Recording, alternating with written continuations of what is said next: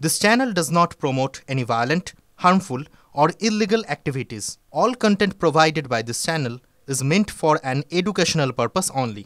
দেখছেন টিভি9 বাংলায় রয়েছে আমি শুভজিৎ মিত্র। এই মুহূর্তে নজর রাখতে হচ্ছে বাংলাদেশের দিকে। বাংলাদেশে হাসিনা সরকারের পতন নিঃসন্দেহে বড় খবর আজকের। ওপার বাংলায় চরম রাজনৈতিক সংকট দেখা দিয়েছে। দেশ ছাড়তেই শেখ হাসিনা প্রধানমন্ত্রীর পদ থেকে ইস্তফা দেওয়ার পরেই দেশ ছাড়লেন হাসিনা।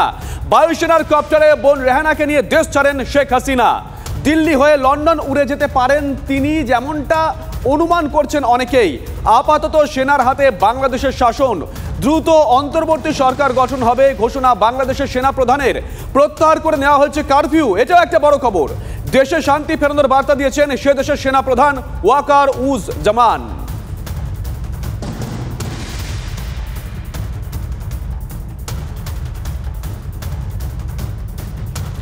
আরো একটা বড় খবরের দিকে নজর রাখতেই হচ্ছে। বিমান চলাচল বন্ধ ঢাকা আন্তর্জাতিক বিমানবন্দরে। আরো একটা বড় খবর, বিমান চলাচল সম্পূর্ণ বন্ধ ঢাকা আন্তর্জাতিক বিমানবন্দরে। রাত 11টা পর্যন্ত ঢাকা বিমানবন্দরে উড়ান বাতিল করা হয়েছে। আরো বিস্তারিত জানবো, কমলেশ আমাদের সঙ্গে রয়েছেন টেলিফোন আমাদের সহকর্মী। কমলেশ, দেখো, যে খবর পাওয়া যাচ্ছে, যেহেতু বাংলাদেশের পরিস্থিতি এখন এই মুহূর্তে খুবই খারাপ, মানে জনজাগরণ চলছে বলা যায়, এবং আন্দোলনের জেরে বিভিন্ন জায়গায় পরিস্থিতি সামলাতে হিমশিম খাচ্ছে সেনা এবং পুলিশ। পরিস্থিতি সামলাতে এই মুহূর্তে ঢাকা বিমানবন্দর বন্ধ করে দেওয়া হয়েছে। কোনো বিমান উঠছেও না, কোনো বিমান নামছেও না, এবং মোটামুটি রাত 10টা 11টা পর্যন্ত বিমান বন্ধ থাকবে, এটাই আপাতত বলা হয়েছে। এর ফলে স্বাভাবিকভাবেই মানে সিভিল এভিয়েশন, খুব অসামরিক বিমান পরিবহন খুবই সমস্যার মধ্যে পড়েছে। খানিকক্ষণ আগে একটা বিমান চেন্নাই থেকে উড়ে ঢাকার উদ্দেশ্যে রওনা দিয়েছিল, কিন্তু সেটা ফিরে আসতে বাধ্য হয় এবং সেটা কলকাতায় ফিরে আসছে। এবং যা জানা যাচ্ছে, এই বিমানটি কলকাতায় রিফুয়েলিং করে, অর্থাৎ আবার জ্বালানি নিয়ে চেন্নাই ফিরে যাবে। অর্থাৎ চেন্নাইয়ের বিমান ঢাকায় যেতে না পেরে আবার চেন্নাই ফিরে যেতে হচ্ছে। অর্থাৎ ভোগান্তিরা বুঝতেই পারছো যাত্রীদের। এই পরিস্থিতিটা আজকে সন্ধ্যাবেলা তো বটেই, রাতে অনেকক্ষণ চলতে পারে বলেই মানে যা খবর ঢাকা বিমানবন্দর সূত্রে পাওয়া যাচ্ছে। সবাই নজর থাকবে কমলেশ, নজর রাখো।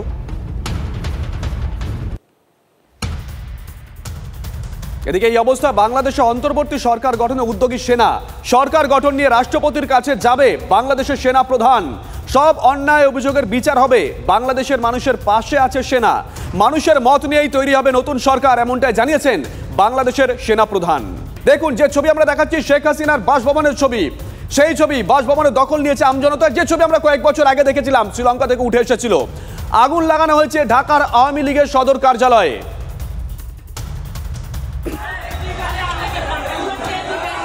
ছবিটা একবার দেখুন, শেখ হাসিনার বাসভবনের ভিতরের ছবি আমরা দেখাচ্ছি। বিক্ষোভকারীরা সেই বাসভবনের দখল নিয়েছে, যে ছবি আমরা শ্রীলঙ্কার ক্ষেত্রেও দেখেছিলাম। ভাই ফাইনালি আমরা ভিতরে গণভবনের আমরা এই মুহূর্তে ছবি দেখাচ্ছি, শেখ হাসিনার বাসভবনের ছবি।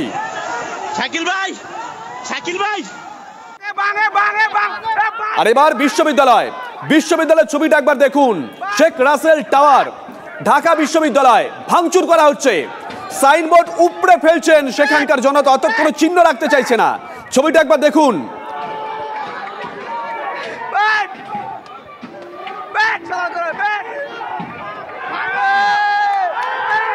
দিকে দিকে অশান্তি ছবি দেখুন, কিভাবে সাইনবোর্ড উপড়ে ফেললো। হাসিনার বাড়ির ভিতরের ছবি দেখুন, কোনো নিরাপত্তা আর নেই, কোনো নিরাপত্তা নেই। আর এবার আরেকটা ছবি দেখুন, আরেকটা ছবি ভালো করে দেখুন। বাংলাদেশের সেনা শেখ হাসিনার ছবি নামিয়ে দিচ্ছে। অত্যন্ত তাৎপর্যপূর্ণ এই ছবিটা দেখুন, এবং উল্লাস করছেন তারা।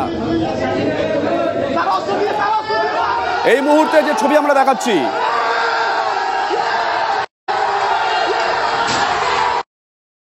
এই ছবিটা অত্যন্ত তাৎপর্যপূর্ণ।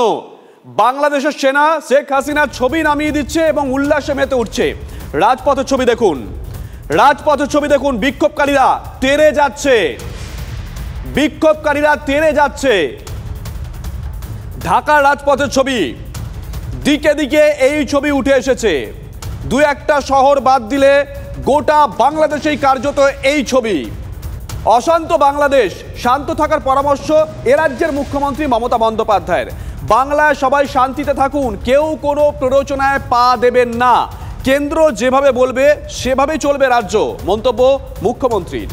আমি শুধু এটুকুই বলবো, আপনাদের হাত জোর করে সমস্ত সম্প্রদায়ের মানুষের কাছে শান্ত থাকুন, সুস্থ থাকুন, কেউ কোনো সাম্প্রদায়িকতার মূলক আচরণ করবেন না এবং আইন হাতে তুলে নেবেন না।